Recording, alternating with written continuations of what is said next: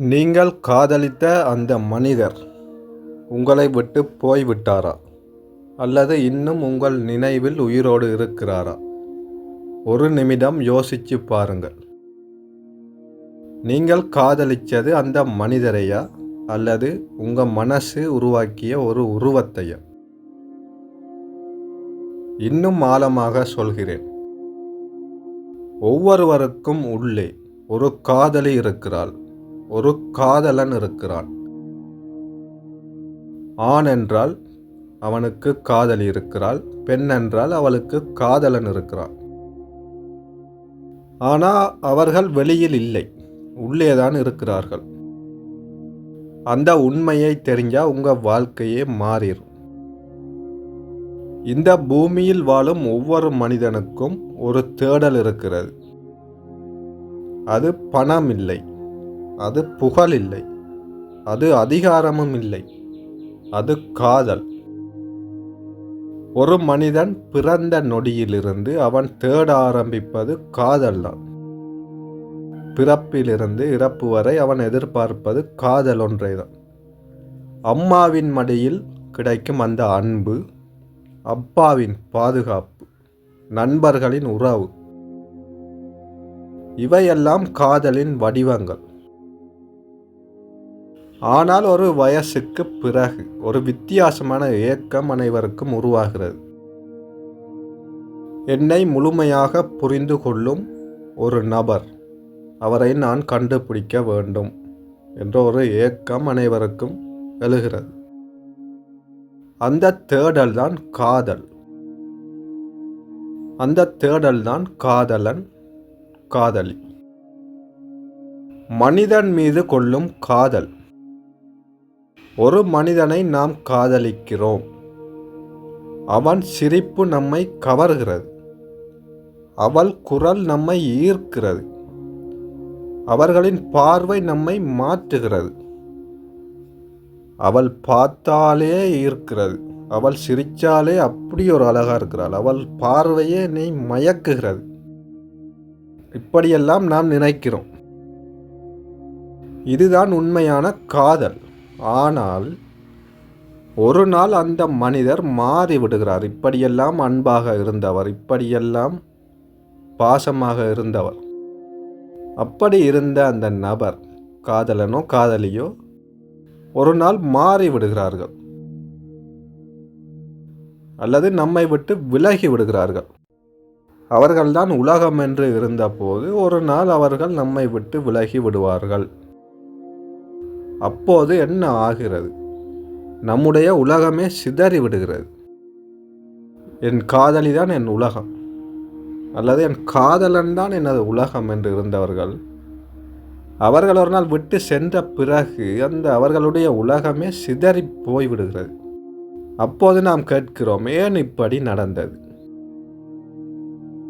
நான் இவ்வளவு காதலிச்சேனே, அவ்வளவு அன்பா இருந்தேனே, அப்படி பாசமா இருந்தேனே, அவ்வளவு உண்மையா இருந்தேனே, அப்படி லவ் பண்ணனே, இப்படி லவ் பண்ணனே, ஏன் இப்படி நடந்தது என்ற ஒரு கேள்வி நமக்குள் எழுகிறது. உண்மையை உணர்ந்த தருணம், அங்கேதான் ஒரு பெரிய உண்மையே மறைஞ்சு போய் இருக்கு. நீங்கள் காதலித்தது அந்த மனிதரை அல்ல. இங்கேதான் நீங்கள் கவனமாக செவிமடுக்க வேண்டும். நீங்கள் காதலித்தது அந்த மனிதரை அல்ல. நீங்கள் காதலித்தது உங்கள் மனதின் உருவான ஒரு உருவம். அதைத்தான் நீங்கள் காதலித்திருக்கிறீர்கள். இதுதான் உண்மை, பெரிய ஒரு உண்மை. அந்த மனிதன் உங்கள் உள்ளத்தின் பிரதிபலிப்பு. நீங்கள் அவர்களிடம் பார்த்தது உங்களுக்குள் இருந்த ஆசைகள். உங்களுக்குள் இருந்த ஆசைகளையே நீங்கள் அவர்களிடம் பார்த்து பார்த்து இருந்தீர்கள். இதுதான் உண்மை. ஆழமாக யோசித்து பார்த்தால் இதுதான் உண்மை. காதல் என்றால் என்ன?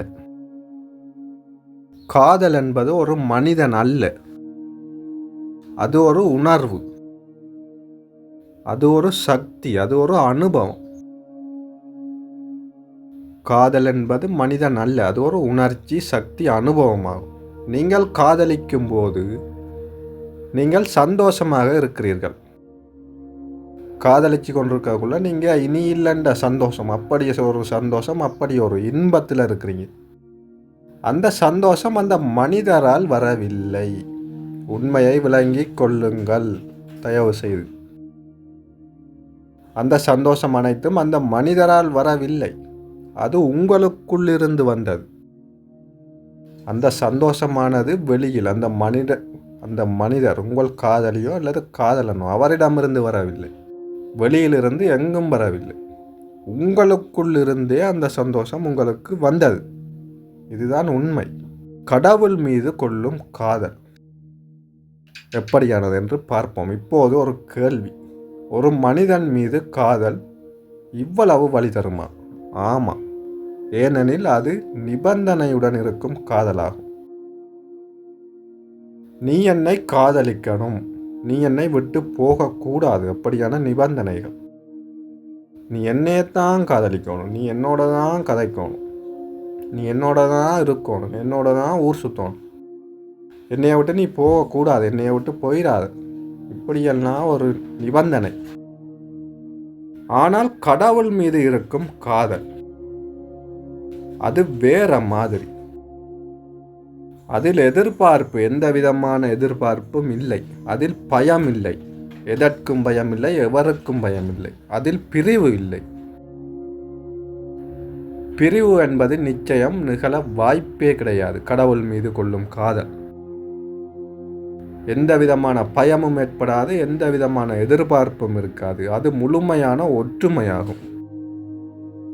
இரண்டு காதலின் வித்தியாசத்தை காண்போம். மனிதன் மீது காதல், கடவுள் மீது காதல், இரண்டிற்குமான வித்தியாசம்.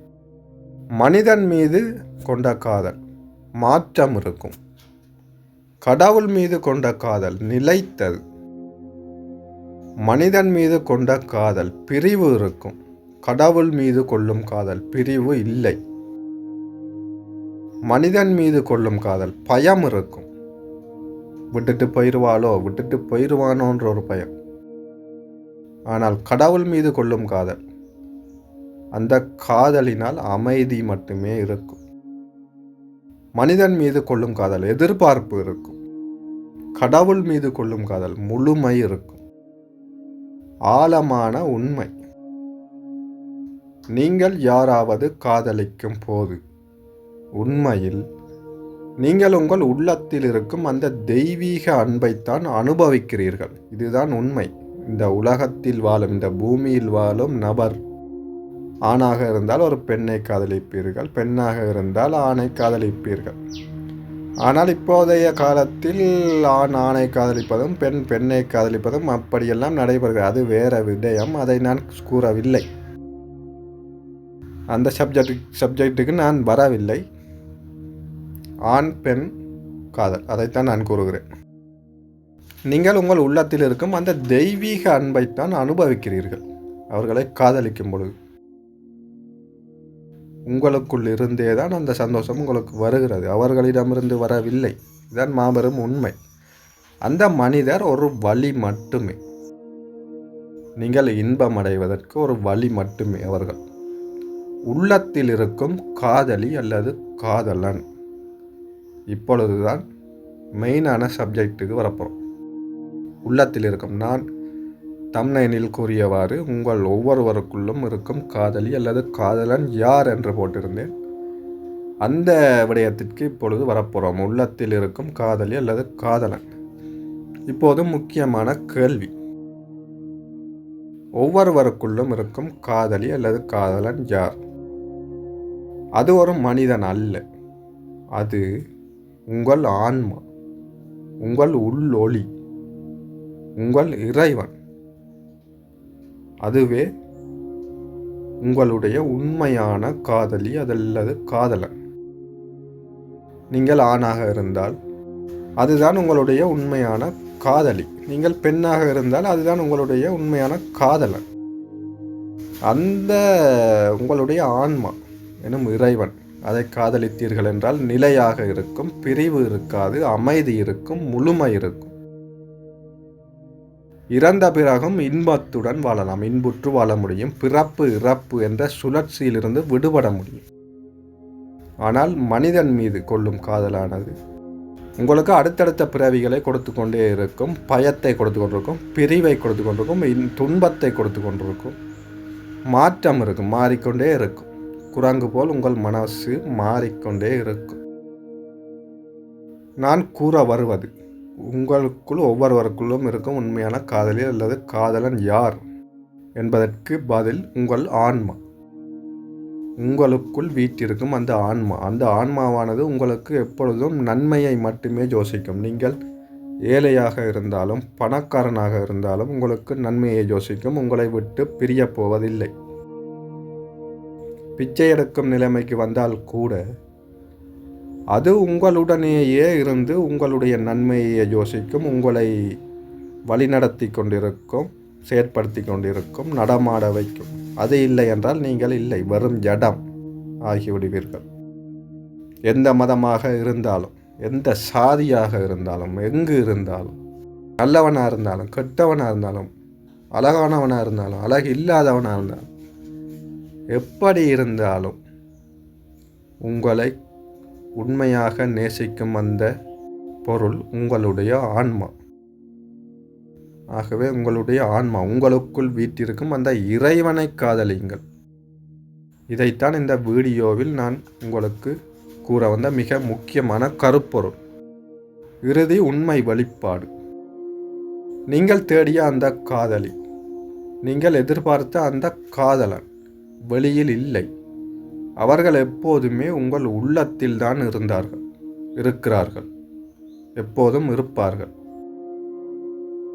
நீங்கள் வெளியில் தேடியது உள்ளத்தில் இருந்ததை. உள்ளத்திலே உங்களுக்கு உள்ளேயே உங்களுடைய காதலை வைத்துக்கொண்டு வெளியிலே தேடி நடமாடுகிறீர்கள். நீங்கள் வெளியில் தேடி காதலை பெற்றுக்கொண்டாலும், பூமியில் வாழும் மனிதர்களிடமிருந்து நீங்கள் காதலை பெற்றுக்கொண்டாலும் அது உங்களுக்கு துன்பத்தையே தருகிறது. உங்களுக்குள்ளே இருக்கும் அந்த இறைவன் எனும் காதலை நேசித்து பாருங்கள். எப்பொழுதும் அமைதி நிலையில் இன்புற்று வாழ முடியும்.